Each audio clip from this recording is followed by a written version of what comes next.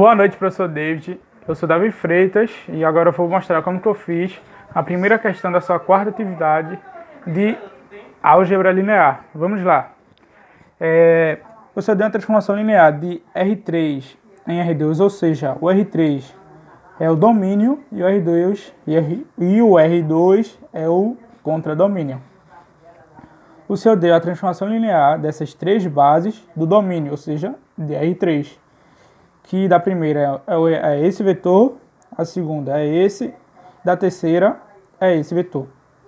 Como são bases, eu posso escrever eles como: a combinação linear desses vetores é igual a quaisquer vetor dentro do domínio. Por quê? Eles são base do domínio. Ou seja, escrevendo aqui de forma matemática fica x mais y, x, y e z igual a um escalar que multiplica o primeiro vetor, mais um escalar que multiplica o segundo, mais outro escalar que multiplica o terceiro vetor. Fazendo as contas, eu chego que esse vetor é igual a esse vetor. Como eu tenho aqui igualdade entre vetores é igual a um sistema, aplicando vira esse sistema. De fato, eu tenho que z é igual a A, aplicando na de cima, eu tenho que y é igual a z mais b, porque A é igual a z, eu só fiz trocar. Brincando um pouco de matemática, eu chego que b é igual a y menos z, eu já tenho o valor de A e de b. Fazendo isso, eu aplico na de cima. Ao aplicar, eu chego nessa equação. E como eu tenho que z mais y menos z mais c, z com menos z se anulam, ou seja, fica só o y, eu tenho que deixar o c isolado, eu passo o y para lá subtraindo. Fica como? X menos y igual a c.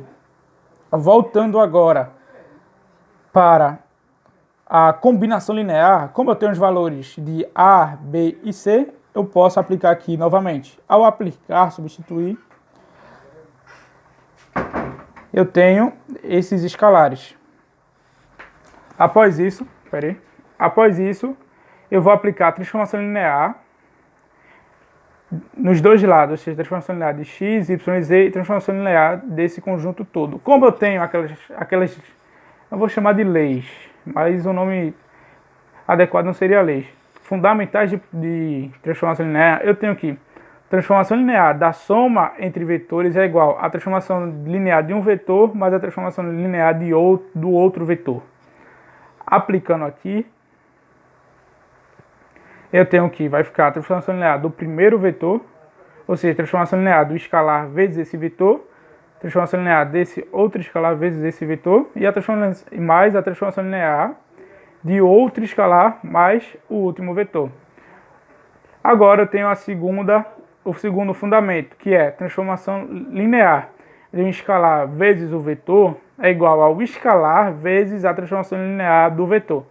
Esses aqui são os dois fundamentos básicos da transformação linear. Tem o outro, que é a transformação linear do vetor nulo é igual ao vetor nulo, mas eu não vou aplicar aqui, então eu não coloquei.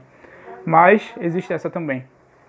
Aplicando aqui, ou seja, eu vou tirar o z, vai ficar z, a transformação linear do primeiro vetor, y menos z, vezes a transformação linear do segundo, e x menos y, transformação linear do terceiro.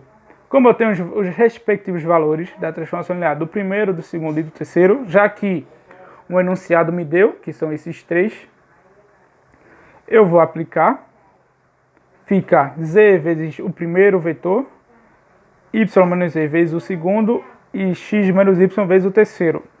Aplicando a matemática básica, eu tenho que eu vou multiplicar e depois eu somo. Como eu já fiz aqui de uma forma direta, ou seja, z vai multiplicar 1 em 1, y menos z vai multiplicar 2 e também 1, e x menos y vai multiplicar 3 e também 1. E depois eu somo. Eu fiz aqui de uma forma direta para ganhar tempo e espaço também.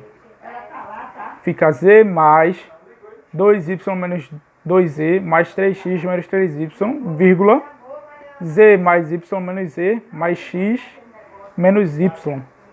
Anulando com quem eu tenho que anular, ou seja, eu estou colocando a casa em ordem, somando também com quem tem que somar. Organizando a casa, eu chego que essa transformação linear é igual a esse vetor. E que isso significa que eu achei a cara da transformação linear. Como a questão pergunta a dimensão e a base do núcleo, o núcleo eu consigo obter ele a partir da transformação linear igual ao vetor nulo. Como eu tenho a transformação linear, aplicando igualdade entre vetores, eu tenho um sistema. A partir desse sistema eu tenho que x é igual a zero, ou seja, esse 3x ele zera.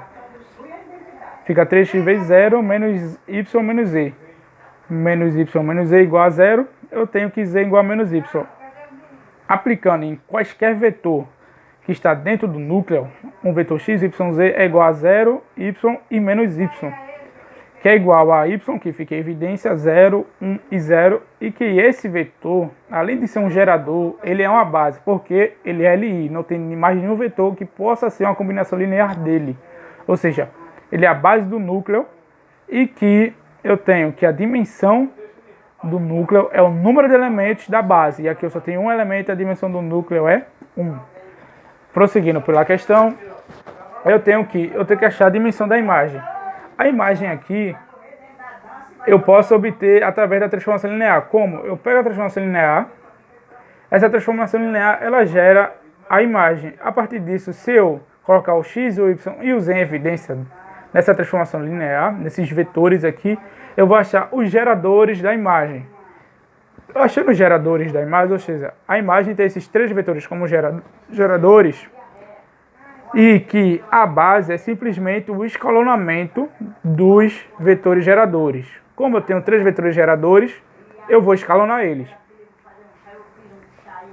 Escalonando, brincando um pouquinho de matriz escala, coisa que o senhor deu na sua última unidade, eu acho a base, que são esses dois vetores, que eles são a base da imagem, e que a dimensão da imagem também é o número de elementos da base. Aqui eu tenho dois elementos, ou seja, a dimensão da imagem é igual a 2. Agora, o senhor também perguntou também, possui a transformação linear inversa? Não. Por quê? Pois a transformação linear não é bijetora. Para ela ser inversa, ela tem que ser bijetora. Como essa transformação linear não é bijetora, ela só é sobrejetora. Por quê? Porque a dimensão do núcleo é diferente de zero. Ela não pode ser bijetora, porque bijetora é injetora e sobrejetora. Ela só é sobrejetora. Pois, para ser injetora, a dimensão do núcleo tem que ser igual a zero. Como é que é a dimensão do núcleo? Ela é igual a 1? Não tem como ela ser injetora. Logo, também ela não é bijetora. Beleza? E aqui eu expliquei que sobrejetora é quando a dimensão da imagem é igual à dimensão de CD. O que é CD? Contradomínio. E a dimensão da imagem é 2. A gente pode observar que no enunciado a gente tem um contradomínio. E que esse contradomínio tem dimensão igual a 2. Portanto, a dimensão da imagem é igual à dimensão do contradomínio, que isso caracteriza essa transformação linear como a transformação sobrejetora. Eu espero que goste. Tamo junto e é nóis.